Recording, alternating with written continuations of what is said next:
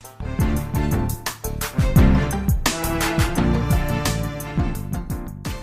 and welcome to the Market Alert for Tuesday, the 2nd of May 2023. So bonds, Bitcoin and bullion battered after bank bailout and stagflation scare.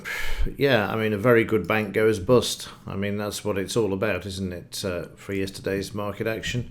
First Republic Bank failure, a timeline of what led to the second largest bank collapse in US history. The other one being Lehman back in 2008. And this is why we saw the volatility that we saw yesterday, particularly in the metals. More on that as we get to it. Dollar and yields climb alongside ISM price paid in liquidity thin trade. Yes, because a lot of were missing in action yesterday. And US stocks were decisive amid thin global conditions and hawkish ISM data. So JP Morgan has taken the First Republic Bank and a $50 billion loan. There's all of the details that you can see there. They borrowed $50 billion. I don't know why, but as I get more on it, I'll let you know. But the bank has failed and it is now gone. And as I said a few months ago when this started to happen, this is just the start of it. And I'm going to stick to that as people leave or take their deposits and put them into the major banks, which is a massive mistake, frankly, because that's just going to give them more centralized power, and then the introduction of the CBDC as these banks continue to fail. So that's where we are over the weekend. The market up on Friday with news and obviously thin trading, Monday thin trading as well, as the UK was closed. And this is a very good time to announce the collapse of a bank, isn't it, when nobody's looking? And that's what brought about the volatility. So let's have a look at yesterday's trading session on Fridays and see where we go from here. So let's kick off with the Dow. Yesterday we have this bar here. Friday we saw the market driving up to the 34,133 level. And overnight, now all of this is taken care of with regards to the First Republic Bank. The market's free to move back to the upside, take out the 34,133 and head up to the 34,261. Let's just have a look at the monthly chart of the Dow here and see how far we're off the all-time high. Let's just see this here. We've got this 89 here, 34,547, and then we go up to here, back down to here to project up as well first. But we're quite a distance off the all-time high, 36.31, and then you've got the high which comes in off this one, which is 36952. So we're quite a way off that at the moment, as can be seen there with 34,261. 30-minute chart for yesterday, all was going swimmingly, then the market moving up, and then it fell out of bed after following the ISM news and also the bank failure. The market coming off the lows overnight so far needs to get above the DP, the R1, to make its way to yesterday's high, which is quite a distance away at the moment. 250 point move there required for the Dow. In the implied volatility, we saw 1282 for Friday, 1244 for yesterday. So back down into these lows again, where we do see corrections coming into these markets. So again, watch these levels and also what the market's doing as far as the underlying market is concerned as well, because like I say, you get down into these lows in the implied volatility, it's just storing up a correction in the background, and particularly the fact that First Republic has now gone bust. How many more are in the wings waiting to do the same thing? That's we got to keep in mind as we go through May here. In the German DAX, yesterday moving up strongly, and on Friday as well. Bit of selling yesterday though, but we're back to the highs as can be seen here, and also trying to get above the high already in the intraday or overnight markets, as they call it, before we have the futures at 7 a.m. So the market attempting to move higher there. Again, look at the monthly chart. We're not that far off the all-time high now. 16,300 is the best way to think of this number. Easy to remember, and currently trading at 15,000. Well, not trading at it, but the high of yesterday, 15,000, just under 15,960. So not a lot to move to the upside at all. So that could be quite easily achieved this week, especially when you get moves like this. Yesterday we saw the market moving down to Friday's low. The market then retraced and then it came off and continued up and didn't even falter during the Dow's move to the downside yesterday evening. The market holding very nicely there. So all it needs to do is to take out yesterday's high, which we can see is already in this vicinity. It just needs to pop through and then continue on to the upside there. Yesterday in the 5-minute chart, we see the market trading up to Friday's high, finding resistance there, and then also at the close, which is the grey line there. Cluster of averages there, market all the way down to Friday's low. We then come back, we do a 78-89% retracement, and then we just go in the one direction, which you can see there. And then overnight, already attempting to get back to the high of yesterday, as you can see there. But at the moment, the market struggling with this, but stuck in a range there at the moment.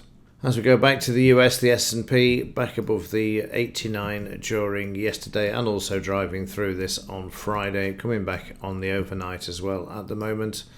There's the picture for yesterday, down and then back up and then back down to the low overnight. So we've retested this and now need to close above the DP, the R1, and then on to the high there. In the FTSE 100, down to 50% retracement, making its way back up. Yesterday was electronic, today the market will be back to normal. We need to take out that 78% retracement that we've got up there. I'm just going to remove these here and let's just draw some new ones in on the upside. You can see that 78 is tying in with that 89. That's an old 78 coming back from the left hand side of the charts through 38, through 50, and just through the golden ratio of 62 there. 30-minute charts or the electronic market sell off yesterday, and you can see they're coming straight off Friday's low and then back up on the overnight there as well at the moment. In the currencies, GBP, JPY continuing to move up, as can be seen there. Big move on Friday that we saw with the Japanese news released on the Asian markets on Thursday night. Prices continuing to move higher there. In the 30-minute chart, bit of weakness yesterday morning, sideways, broke down to the high of Friday, came straight off the high, traded sideways off the DP on the Asian market through Monday's high and struggling with the R1 at the moment. Meanwhile, in the pound, stuck in the sideways range, again that 124 to 25 range.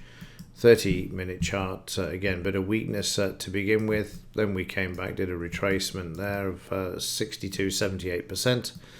And then we sailed to the downside to the 200 MA and S1, where the market also did a retracement and then has made its way back, but struggling with the DP and the 50 EMA there at the moment. So watch these levels. The good news is it's above the 200 MA, which it's found support at several times in the 30-minute chart there. Yesterday, we saw the dollar index moving to the upside there. Overnight, though, a bit of weakness, but certainly a move to the upside yesterday after seeing the First Republic Bank being taken over by JP Morgan, supporting the US dollar there. Had they not, then of course we would have seen the systemic collapse of the banking sector.